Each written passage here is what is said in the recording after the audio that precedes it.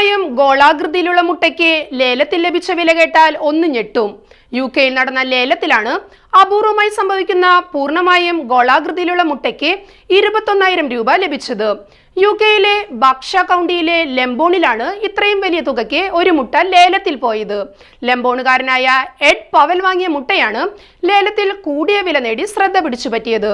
100 കോടിയിൽ ഒരു മുട്ട മാത്രമേ ഇത്തരത്തിൽ പൂർണ്ണമായ ഗോളാകൃതിയിൽ ലഭിക്കുകയുള്ളൂവെന്നാണ് പറയപ്പെടുന്നത്. അതുകൊണ്ടാണ് ലേലത്തിൽ ഈ മുട്ടയ്ക്ക് ആവശ്യക്കാരേറിയത്. എഡ് പവൽ ഒരു കൗതുകം തോന്നിയപ്പോൾ 16,000 രൂപ നൽകി ആദ്യം മുട്ട വാങ്ങിച്ചു.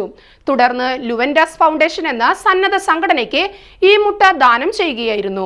ലുവൻഡാസ് ഫൗണ്ടേഷൻ അവരുടെ സന്നദ്ധ പ്രവർത്തനങ്ങൾക്ക് പണം കണ്ടെത്താനായി വിവിധ സാധനങ്ങൾ ലേലത്തിൽ വെച്ച കൂട്ടത്തിൽ ഈ മുട്ടയും വെച്ചു.